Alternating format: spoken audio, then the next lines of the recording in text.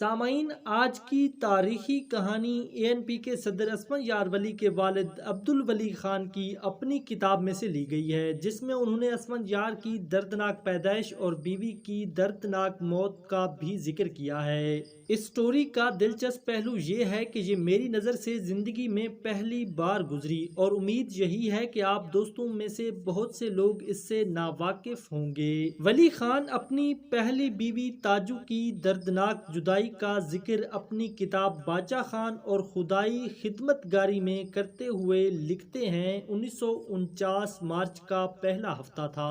مجھے جیل میں خبر ملی کہ میری بیوی تاجو مردان کے ایک ہسپتال میں جان کی بازی ہار گئیں۔ زچگی کے دوران ان کے ہاں 2 جڑواں بچوں کی پیدائش ہوئی۔ ایک دوران زچگی ماں کے ساتھ ہی وفات پا گیا اور دوسرا بچہ جو زندہ بچا وہ عثمان یار ولی تھا۔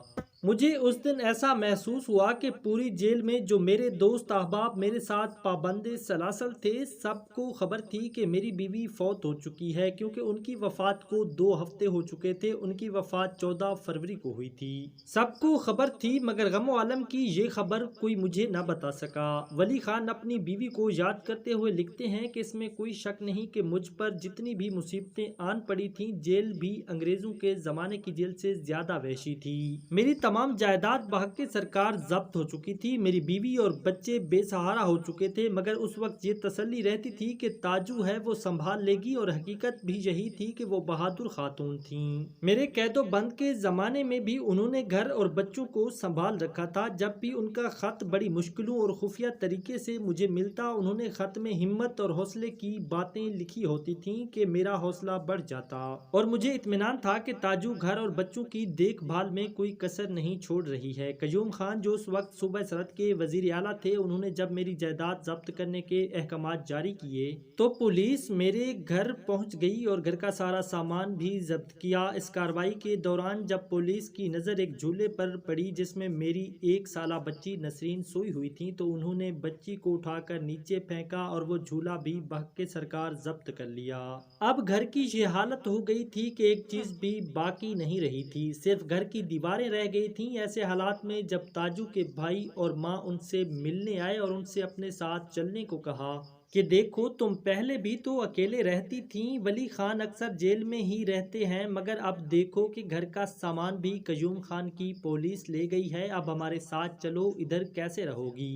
تاجو نے انکار کیا اور کہا کہ میں نہیں جاؤں گی، میں نہیں چاہتی کہ دشمن خوش ہوں کہ ولی خان کو جیل میں ڈال دیا ہے تو اب ان کا گھر بھی اجڑ گیا۔ اگر ولی خان جیل کے اندر فرش پر سو سکتا ہے تو میں اور میرے بچے بھی اسی فرش پر سو لیں گے۔ میں ان کے گھر اور حجرے کو ویران چھوڑ کر نہیں جا سکتی۔ تاجو کی وفات کے بعد میں سوچ رہا تھا میرا کیا، میں تو کسی طرح بھی جی لوں گا، مگر تاجو تھی تو بچوں کی فکر سے آزاد تھا۔ اب ان بچوں کا کیا ہوگا؟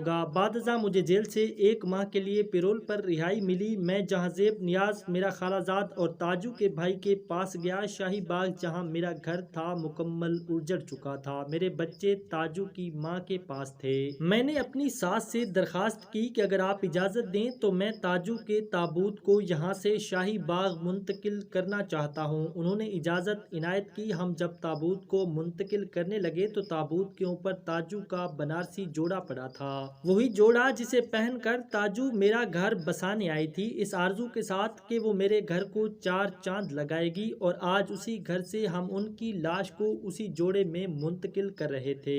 تاجو کے ساتھ نے مجھے زندگی کی رونقوں سے آشنا کیا تھا، اور ان کی موت نے مجھ پر اس دنیا کی حقیقت کھول دی۔ مجھے گھر جا کے یہ بھی معلوم ہوا کہ 4 بابڑہ میں پولیس کے بدترین قتل عام کے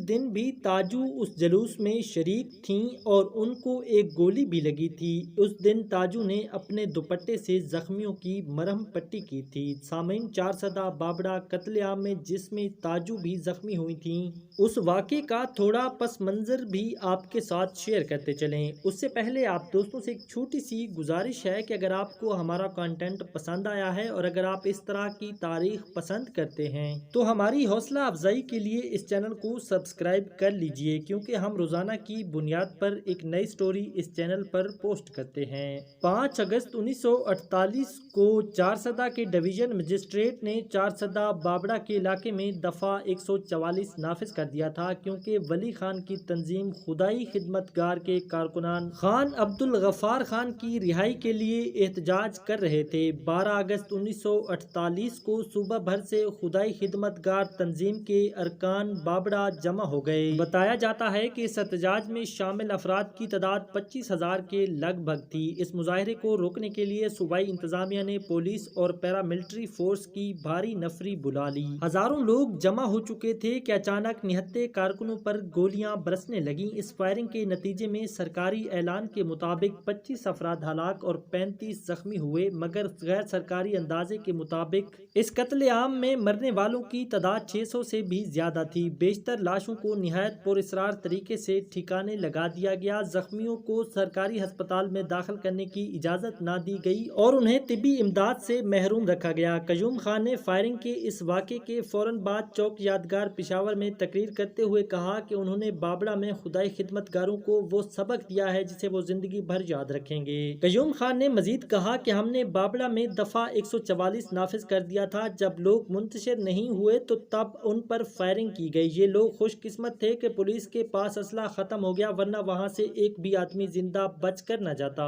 یہ انگریزوں کی نہیں، مسلم لیگ کی حکومت ہے اور اس حکومت کا نام قیوم خان ہے۔ خدائی خدمتگار اس ملک کے غدار ہیں، میں ان کا نام و نشان مٹا دوں گا۔ اجازت دیجیے، اللہ نگہبان۔